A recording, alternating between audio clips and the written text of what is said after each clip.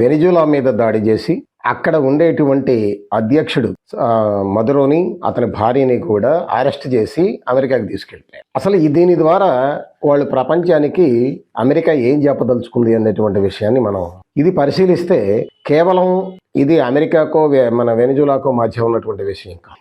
దీని ద్వారా అతను ప్రపంచాన్ని హెచ్చరించదలుచుకున్నాడు.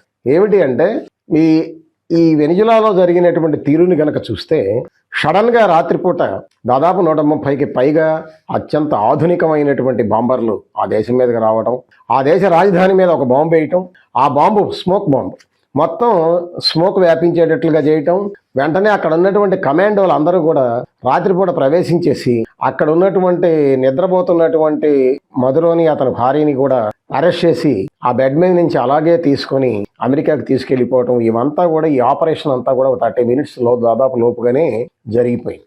ఎందుకు ఇంత భారీ ఎత్తున అంత సడన్ గా దాడి చేశాడు? దానికి ముందే ఆ వెనిజులాకు సంబంధించినటువంటి ఆయిల్ ట్యాంకర్స్ మీద కూడా దాడి చేశారు. దాడి చేసి వాటిని స్వాధీనం చేసుకుని ఇంతకు విషయం ఏంటని చెప్పానంటే అక్కడ ఉండేటువంటి ఆయిల్ రిజర్వ్స్ ని కాజేయాలి అనేటువంటి ఒక దుగ్ధతో ఈ రోజున అతను అమెరికా ఆ పని దాడి చేసింది. దీని ద్వారా ఏం చెప్పదలుచుకున్నారు వీళ్ళు అని చెప్పానంటే ప్రపంచంలో మా మాట వినని ఏ దేశం మీదైనా సరే మేము ఇలాగే దాడి చేస్తాం, అవసరమైతే బాంబులు వేస్తాం, అవసరమైతే కమాండోలు దించుతాం, మీ దేశంలో ఎన్నికైనటువంటి అధ్యక్షులు ఉన్నా సరే, ప్రధానమంత్రులు ఉన్నా సరే, లేదా అధ్యక్షులు ఉన్న ఎన్నికైనటువంటి అక్కడ ప్రజలు ఎన్నుకున్నటువంటి పాలకులు ఎవరైనా సరే వాళ్ళని తీసుకెళ్లి అరెస్ట్ చేసి ఇలాగే చేస్తాము అని చెప్పని ప్రపంచాన్ని హెచ్చరించదలుచుకున్నాం. మనందరికీ తెలుసు జార్జ్ డబ్ల్యూ బుష్ కాలంలో సదాం హుస్సేన్ ని ఇరాక్ లో కూడా ఇలాగే పట్టుకొని చంపారు. ఆ రోజు అతని మీద వాళ్ళు చేసిన ఆరోపణలు ఏంటి?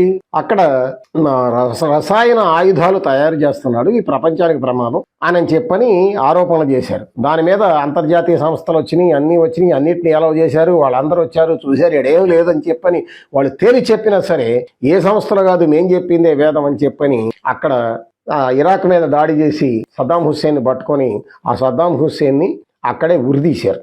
వాస్తవానికి సద్దాం హుస్సేన్ చేసింది ఏంటంటే అమెరికాని వ్యతిరేకించి అక్కడ ఉండే ఆయిల్ రిజర్వ్స్ని వాటిని వాళ్ళకి ఇవ్వడానికి ఒప్పుకో. అది కారణం. ఇప్పుడు కూడా మదురో కానీ ఈ మదురోకి వాళ్ళ పార్టీ కానీ వాళ్ళ అంతకుముందు ఉన్నటువంటి వాళ్ళు కూడా ఏం చేశారు, అక్కడ ఉండేటువంటి ఆయిల్ రిజర్వ్స్ అన్నింటినీ కూడా అమెరికా కంపెనీలు ఆక్రమణ చేస్తూ ఉంటే వాటిని అన్నింటినీ చేసి వాళ్ళు జాతీయం చేశారు. వాళ్ళు జాతీయం చేశారు, మా కంపెనీలని లేకుండా మేము దోచుకోవడానికి అవకాశం ఇవ్వకుండా చేస్తావా అని చెప్పని ఇప్పుడు వాళ్ళ మీద కక్ష కట్టి ఈ రోజున ఇటువంటి పని చేశారు. కాబట్టి దీని ద్వారా ప్రపంచానికి వాళ్ళు ఏం చెప్పదలుచుకున్నారంటే మీ సంపదను మేము కొలవడతా ఉంటే మీరు సంపద సృష్టించాము, మీ సంపద మీది అనుకుంటున్నారేమో, మీది కాదు, మేము అనుభవించడానికి మీరు అవకాశం ఇవ్వాలి. మీరు అవకాశం ఇవ్వకపోయినా మా మాట వినకపోయినా మిమ్మల్ని ఏదో రకంగా మేము ఇదిగో ఇలాగే చేస్తాం అని ప్రపంచ దేశాలన్నిటికీ కూడా హెచ్చరిక చేయటం అనేటువంటిది వీళ్ళు చేసిన పని. ఇది ఆ రోజున ఇప్పుడు ఇవాళ ఈ దేశం కావచ్చు, రేపు పొద్దున క్యూబా కావచ్చు, బ్రెజిల్ కావచ్చు, ఏటి మీదైనా దాడి చేస్తారు. ఆ పక్కన లాటిన్ అమెరికన్ కంట్రీస్ ఉన్నాయి, వాటి మీద కూడా దాడి చేస్తాడు. ఎందుకంటే ఇక్కడ వాళ్ళకు ఒక విచిత్రమైన రూల్ పెట్టుకున్నారు అమెరికా వాళ్ళు. అమెరికాకి చుట్టుపక్కల ఎవరు ఏ ఆయుధాలు పెట్టకూడదట.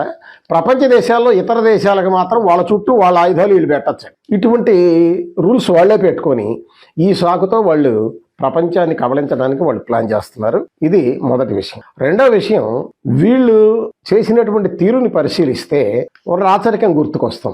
మనకు ఒకప్పుడు రాజులు పక్క రాజ్యాలను జయించేవాళ్ళు, జయించి ఆ రాజ్యాన్ని తన రాజ్యంలో కలుపుకొని రాజ్య విస్తరణ చేసామని మీసాలు మేలేసేవాళ్ళు. ఎందుకు రాజ్య విస్తరణ చేసేవాళ్ళు? అక్కడ ఏదో ప్రజల్ని ఉద్ధరిద్దామనో లేకపోతే వాళ్ళందరూ చేద్దామనో కాదు, అక్కడ ఉన్నటువంటి సంపదని కొల్లగొట్టడానికి, ఆ సంపదని తన ఖజానాకి చేర్చుకోవడానికి అక్కడ ప్రజలకి వాటిని ఆక్రమించేవాళ్ళు. ఇప్పుడు వీళ్ళు కూడా అదే పద్ధతుల్లో ఇతర దేశాలను ఆక్రమించడం అనేటువంటిది అక్కడ ప్రజల్ని ఏదో ఉద్ధరిద్దామని కాదు, అక్కడ ఉన్నటువంటి సంపదని కొల్లగొట్టడానికి, అది తన దేశానికి చేర్చుకోవటానికి చేస్తున్నటువంటి యుద్ధం. ఇది రాచరిక పాలన దీన్ని తలపిస్తుంది అనేటువంటిది రెండో అంశం.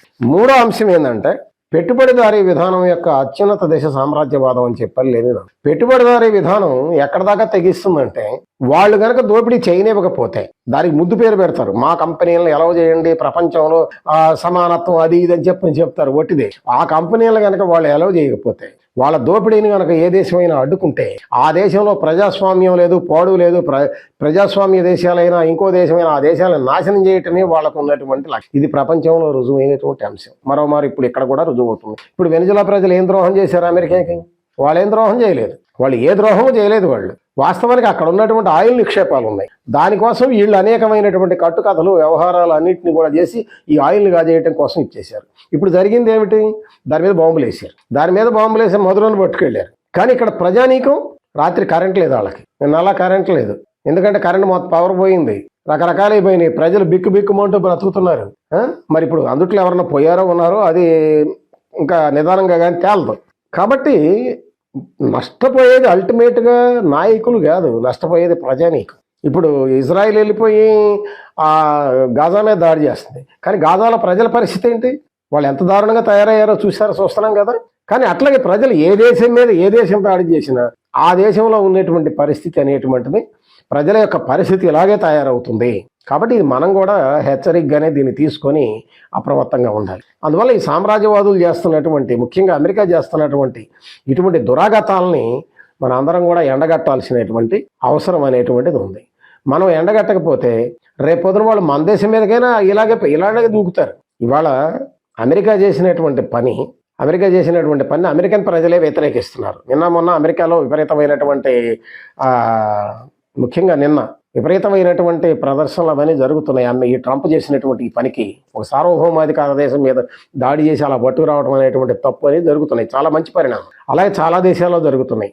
ఐక్యరాజ్య సమితి అధ్యక్షుడు ఆ ఐక్యరాజ్య సమితి కూడా ఖండించారు. వాళ్ళు అదేవిధంగా తప్పు అన్నారు. చైనా తప్పు అని చెప్పింది, రష్యా తప్పు అని చెప్పింది. ఈ దేశాలు, మన దేశం కూడా, భారతదేశం కూడా వెనిజులా హక్కుల్ని కాపాడటం కోసం ఉంటామని చెప్పింది. ఇవన్నీ మంచి పరిణామాలు. ప్రపంచ దేశాలన్నీ కూడా ఈ రకంగా చేయడం అనేది మంచి పరిణామాలు. కానీ ఎన్ని మంచి పరిణామాలు ఉన్నా అక్కడ ఉన్నటువంటి ప్రభుత్వం రైటిస్ట్ ప్రభుత్వం, అంటే ఒక తిరోగామి ప్రభుత్వం. మీకు గనక గమనిస్తే అంతకుముందు సదాం హుస్సేన్ని ఉరిదీసినటువంటి జార్జ్ డబ్ల్యూ బుష్ కూడా రిపబ్లికన్ పార్టీకి చెందినాడే. ఇప్పుడు ఈ మధురను అరెస్ట్ చేసి ఈ దేశం మీద దాడి చేసి తీసుకెళ్ళినటువంటి వాడు కూడా రిపబ్లికన్ పార్టీకి చెందినవాడే. రిపబ్లికన్ పార్టీలన్నీ కూడా ఇవి డెమోక్రసీకి విరుద్ధమైనటువంటి పార్టీలు. ఇవి రకరకాల పేర్లతో, రకరకాల దేశాల్లో రకరకాల పేర్లతో ఉన్నాయి. ఇటువంటివన్నీ కూడా ఇవన్నీ ఫాసిస్ట్ లక్షణాలను కలిగి ఉంటాయి. ఈ లక్షణాలు అవసరం వచ్చినప్పుడు, అవకాశం వచ్చినప్పుడు వాటి పంజానేవి విప్పుతాయి. అవి విప్పినప్పుడు దాంట్లో నష్టపోయేటువంటిది ప్రజానీకం. అందుకని చెప్పని ఇటువంటి ఫాసిస్ట్ లక్షణాలు ఉన్నటువంటి, ఎక్కడైనా సరే ఇటువంటి ఫాసిస్ట్ లక్షణాలతో జరుగుతున్నటువంటి వాటి అన్నిటిని కూడా ప్రజానీకం ఖండించాల్సినటువంటి అవసరం ఉంది. ఎందుకంటే ఇందాక చెప్పినట్టుగా ఇదేదో దేశాధినేతల మధ్య విషయం కాదు. వాళ్ళు ఎట్లా పోయినా ఇప్పుడు మధురోని ఏం చేస్తారు అని తర్వాత సంగతి, అదొక అంశం. కానీ అక్కడ ఉండేటువంటి వెనిజులా ఉండేటువంటి ప్రజలు నష్టపోతున్నారు. అట్లాగే మన దేశంలో కూడా, లేదా ఇంకో దేశంలోనైనా ప్రజానీకం నష్టపోతారు ఇటువంటి దుందుడుకు చర్యల వల్ల, వీళ్ళు చేసేటువంటి చర్యల వల్ల. ఇవాళ వాళ్ళు చేస్తున్నటువంటి హెచ్చరిక కేవలం ఇందాక చెప్పాను క్యూబా బ్రెజిలే కాదు, ఇవాళ యూరోప్ కంట్రీస్లో ఉన్నటువంటి దేశాలన్నీ కూడా చిన్న దేశాలు, అన్ని 7 కోట్లు 8 కోట్లు 9 కోట్ల జనాభా ఉన్నటువంటి దేశాలు. ఇప్పుడు ఆ దేశాలను కూడా రేపు పొద్దున ఇది ఒక హెచ్చరికగా వాళ్ళకి పంపించినట్టు అన్నమాట. వాళ్ళకే కాదు, మన ఆసియా కంట్రీస్లో మన ఇండియాను, చైనా తప్ప ఏది అత్యధిక జనాభా ఉన్నటువంటి దేశాలు మిగతా అన్ని చిన్న దేశాలు. ఈ చిన్న దేశాలన్నిటికి కూడా ఇది ఒక హెచ్చరిక. అంటే ప్రపంచంలో ఉన్నటువంటి అనేక దేశాలకి వీళ్ళు హెచ్చరిక చేస్తున్నారు, మేము ఇలాగే చేస్తామనేటువంటిది ఒక హెచ్చరిక వీళ్ళు చేస్తున్నారు. అంతేకాకుండా ఇప్పుడు దీన్ని వెంటనే స్వాగతించింది ఎవరు అంటే ఇజ్రాయిల్ అధ్యక్షుడు స్వాగతించాడు ఆయన. ఎందుకంటే ఇప్పుడు ఆయన చేస్తుంది అదే ఫాసిస్ట్ పని చేస్తున్నాడు. కానీ ఆయన స్వాగతించాడు దీన్ని, అమెరికా చేసిన పని ఆయన స్వాగతించాడు. రేపు పొద్దున ఆయనకు అర్థం కాదు ఏంటంటే వాళ్ళ మాట అయినపోతే ఆయన కూడా వీళ్ళు ఆక్రమిస్తారు. ఇది అసలు ఈ లక్షణమే తప్పుడు లక్షణం. కాబట్టి ఇటువంటి దాన్ని ప్రజానీకం యావత్తు కూడా వ్యతిరేకించాల్సినటువంటి అవసరం ఉంది. మన దేశాలని, మన సంపదల్ని మనం ఇటువంటి వాటిని కాపాడుకోవాలంటే మనం ప్రజానీకం యావత్తు కూడా ఈనాడు ప్రారంభంలోనే అమెరికా చేసినటువంటి దుశ్చర్యని ఖండించి మనం ప్రజానీకానికి, మనం సామ్రాజ్యవాదానికి వ్యతిరేకంగా ప్రజానీకం నిలబడాల్సినటువంటి, గొంతిప్పాల్సినటువంటి అవసరం ఉంది. ప్రపంచ ప్రజల గొంతుకుతో మన గొంతు కూడా కలపాల్సినటువంటి అవసరం ఉంది.